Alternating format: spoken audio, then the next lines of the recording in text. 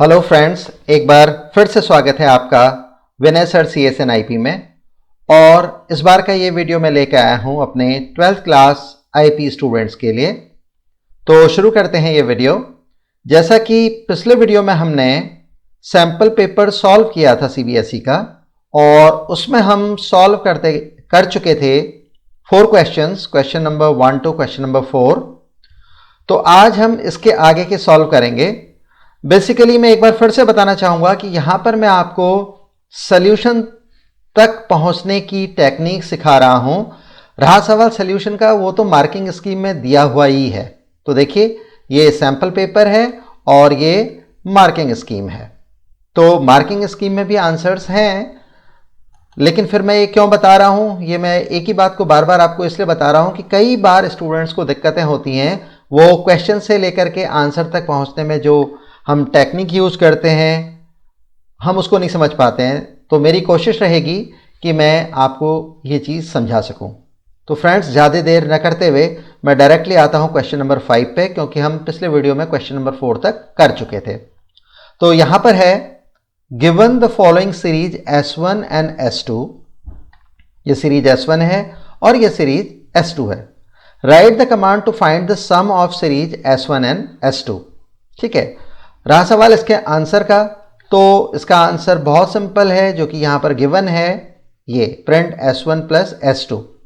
तो मैं आपको एक करके दिखाता हूं, जिसको आपको आंसर शीट पर लिखने की बिल्कुल जरूरत नहीं है, जस्ट आपको समझाने के लिए कि ये चीज कैसे हुई। राइट, तो शुरू करता हूं मैं सीरीज S1 और S2 के क्रिएशन से। तो अब हम यहां पर आ गए और सबसे पहले हम एक सीरीज S1 बनाते हैं, जिसमें हमारे पास 10, 40, 34 एंड 60 आइटम्स हैं। तो एक काम करते हैं, सबसे पहले हम लिख लेते हैं इंपोर्ट pandas एज PD। फिर हम सीरीज बनाते हैं और पहली सीरीज हमारी S1, और S1 में हमारे पास डेटा है ये, जिसको मैं एक लिस्ट में दूंगा, और वो डेटा है 10, 40, 34, 60। 10, 40, 34 एंड 60। उसके बाद हम लोग यहां पर दे देते हैं इंडेक्स, और जो इंडेक्स गिवन है वो है ABCD। तो इसको भी हम एज स्ट्रिंग देंगे। तो लिस्ट के अंदर हमारे पास स्ट्रिंग आइटम्स हैं A, then B, then C, then D। Right, तो स्ट्रिंग्स ABCD हमने इसके अंदर दे दी इंडेक्स में। उसके बाद हम यहां पर दूसरी सीरीज क्रिएट करते हैं, और दूसरी सीरीज एक काम कर लेते हैं, इसी को हम कॉपी करा लेते हैं। इसका नेम हमने कर दिया S2, और यहां पर जो आइटम्स हैं वो हैं 80, 20, 74, 80, 20, 74, और इसका लास्ट आइटम है 90। तो हम कर लेते हैं 90। रहा सवाल इंडेक्स का, वो अभी भी सेम है, that is ABC and D। तो वो अभी भी यहां पर सेम है। ठीक है, तो एक काम करते हैं, हम दोनों सीरीज को यहां पर प्रिंट करा लेते हैं। प्रिंट S1, उसके बाद प्रिंट S2।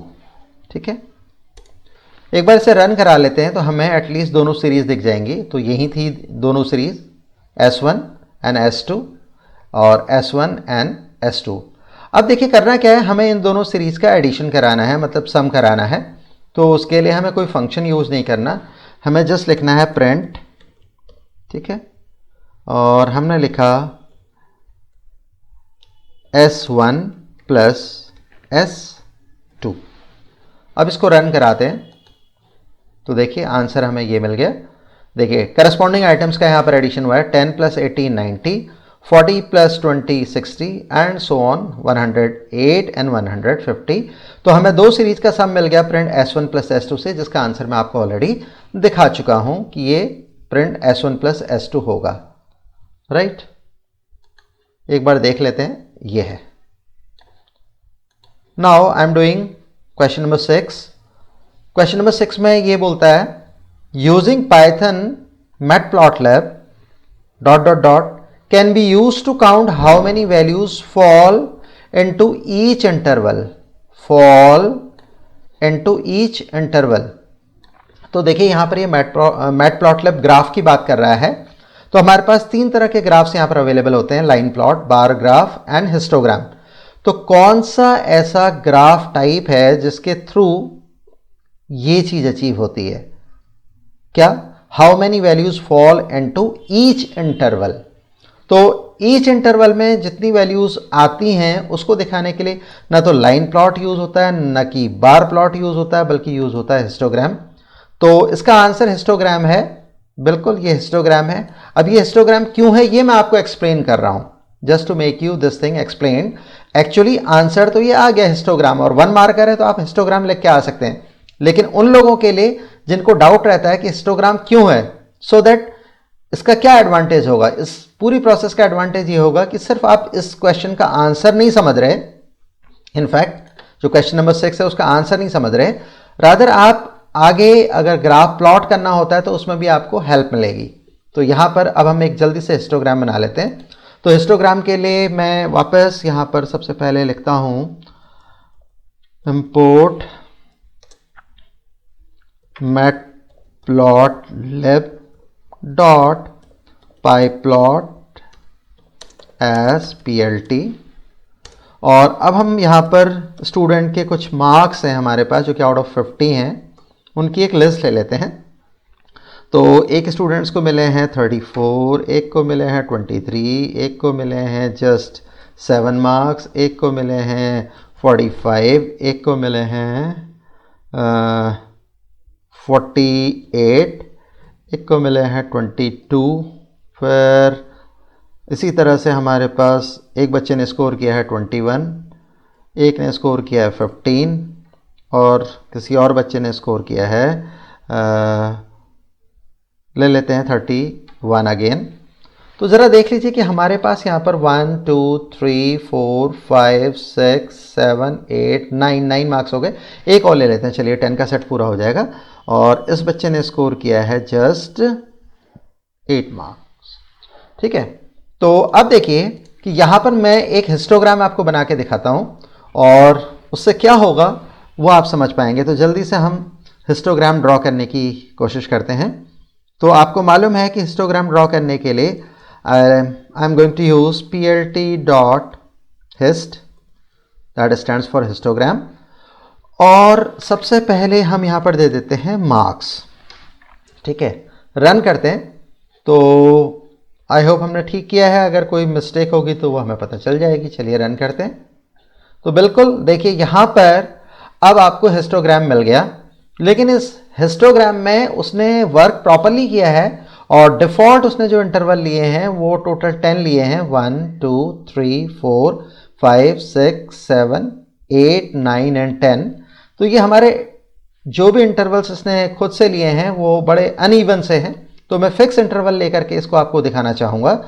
तो इंटरवल स्पेसिफाई करने के लिए मैं एक लिस्ट यहाँ पर दे रहा हूँ और मेरे 5 इंटरवल्स हैं जिसको मैं बोलूँगा 0 to 10, 10 to 20, 20 to 30, 30 to 40 and 40 to 50। और हर इंटरवल में मेरे पास कितने स्टूडेंट्स आ रहे हैं वो अब ये हिस्टोग्राम मुझे करके दिखाएगा। तो 0, 10 ये पहला इंटरवल हो गया, 20, 30, 40, 50। ऑल्दो यहाँ पर जो वैल्यूज़ हैं वो तो हैं 6, लेकिन जो इंटरवल्स हैं वो रहेंगे 5। कैसे? 0 to 10, 10 to 20, 20 to 30, 30 to 40 and then 40 to 50। Right, तो अब इसको हम लेकर के चलते हैं यहाँ पर और एक बार रन करते हैं। ये देखें, तो ये देख लीजिए कि यहाँ पर 1 2 3 4 5 इंटरवल्स आ गए। और एक काम और हमें करना चाहिए, सो दैट ये इंटरवल्स बड़े क्लैरिटी के साथ दिखें। तो जस्ट फॉर नॉलेज हम यहाँ पर क्या कर लेते हैं, हम लिखते हैं जी edge colour is equal to yellow. ये हमने यहां पर एज कलर भी स्पेसिफाई करा। रन करते हैं, सॉरी रन करेंगे तो मैं स्टॉप कर रहा था एक्चुअली, अब रन किया हमने। तो देखिए जो एज कलर भी आ गया, येलो कलर से आ गया। तो अब आप देखिए इसमें बड़ी क्लैरिटी के साथ आपको रिजल्ट मिला है कि 0 to 10 के बीच में 2 स्टूडेंट्स हैं, 10 to 20 के बीच में 1 स्टूडेंट है, 20 to 30 के बीच में 3 स्टूडेंट्स हैं, 30 to 40 के बीच में 2 स्टूडेंट्स हैं, एंड देन 40 to 50 के बीच में 2 स्टूडेंट्स हैं। तो कुल आप यहाँ काउंट कर लीजिए, देखिए 2 + 1 3 + 3 6 + 2 8 8 + 2 10। तो देखिए 10 स्टूडेंट्स का डेटा है यहाँ पर आ गया। तो बेसिकली हमें सीखने को क्या मिला कि जब भी हम हिस्टोग्राम यूज कर रहे होते हैं तो उस टाइम पे जो भी हमारे पास ये डेटा होता है वो सर्टेन इंटरवल्स में फ्रीक्वेंसी के फॉर्म में हमको मिल जाता है कि हर इंटरवल में क्या फ्रीक्वेंसी है। तो this is only possible through histogram. तो यहां पर हिस्टोग्राम आंसर क्यों है, क्योंकि इसने पहले ही बोला था कि using Python matplotlib ... can be use to count how many values fall into each interval. तो ईच इंटरवल के लिए हमें हिस्टोग्राम यूज करना चाहिए।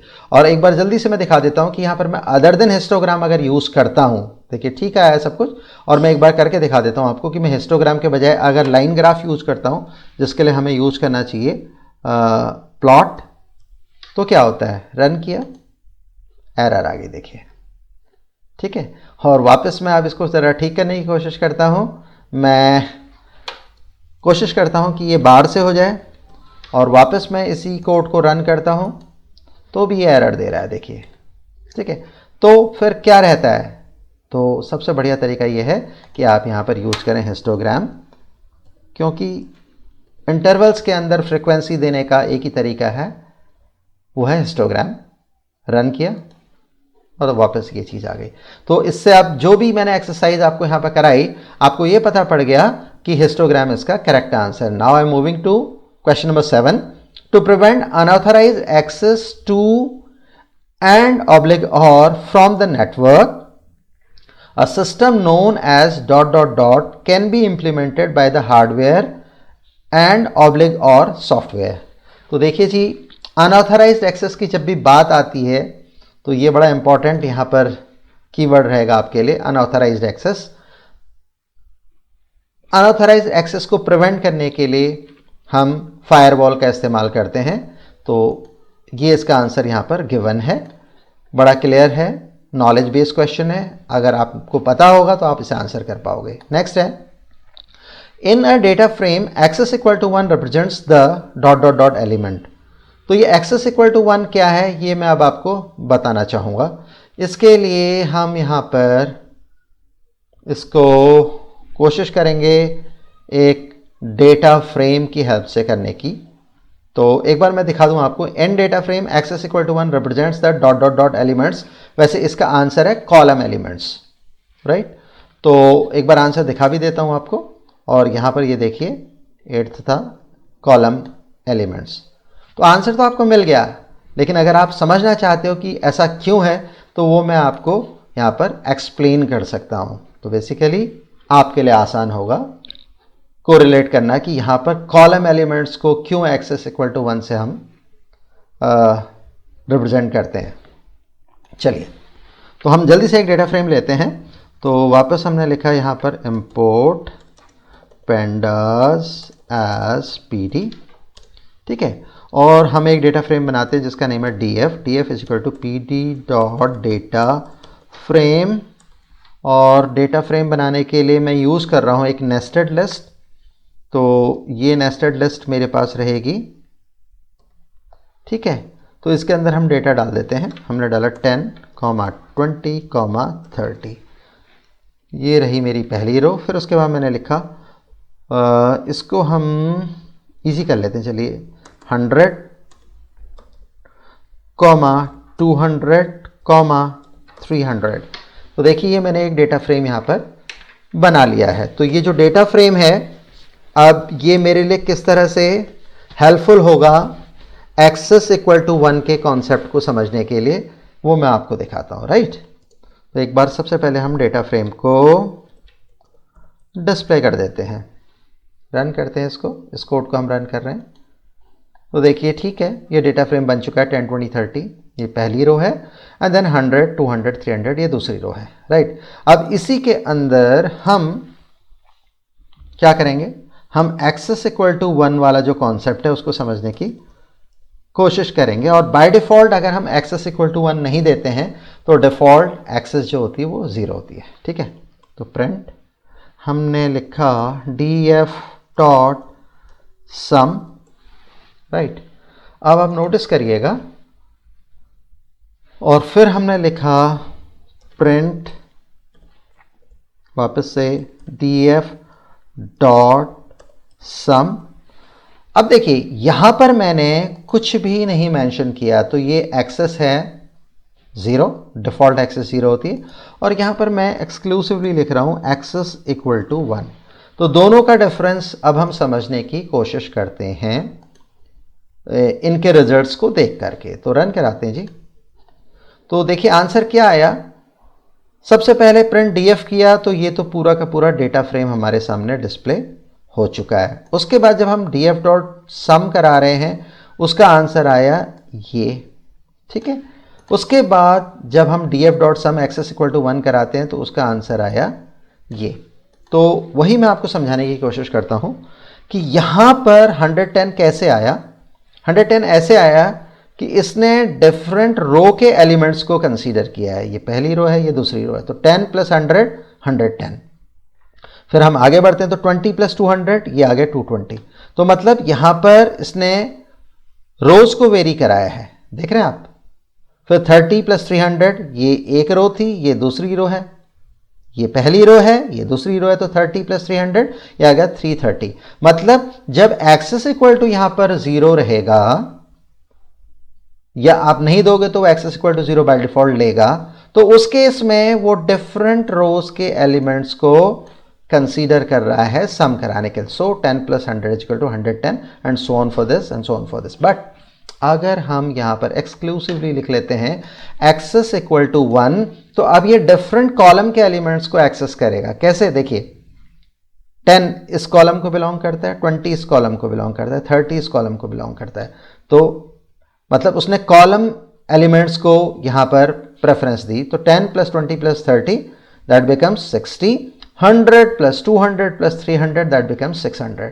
तो बड़ा क्लियर हो गया कि जब आप एक्सेस इक्वल टू 1 करते हो तो इसने क्या करा, इसने यहां पर कॉलम एलिमेंट्स को कंसीडर किया, रिप्रेजेंट्स द कॉलम एलिमेंट्स। तो ठीक है, अब आपके समझ में आ गया कि एक्सेस इक्वल टू 1 करने से ये डिफरेंट कॉलम के एलिमेंट्स का सम करता है। 10 plus 20 plus 30 is equal to 60 and so on 600।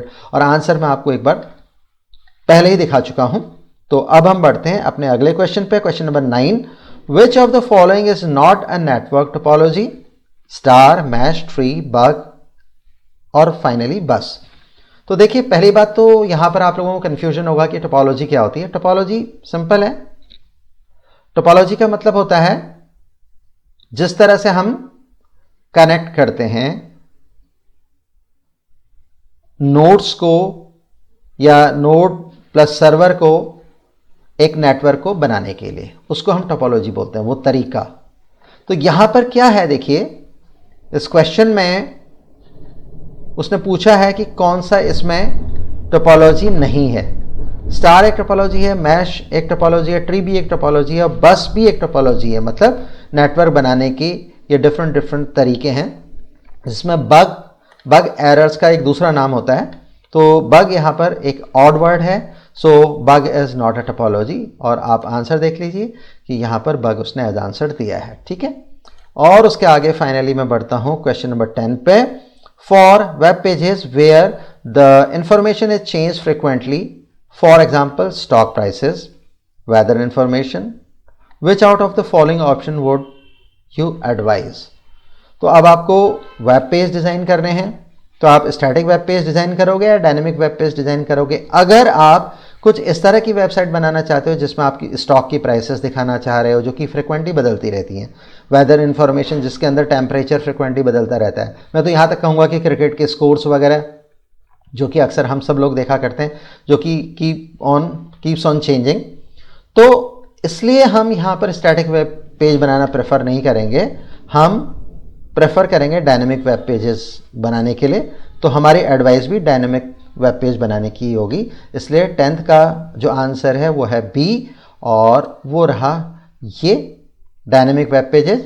और इसमें अगर हमसे कोई पूछता है कि आंसर को जस्टिफाई करो, तो हम ये कहेंगे कि if in our web page information keeps on changing then will go for dynamic web page.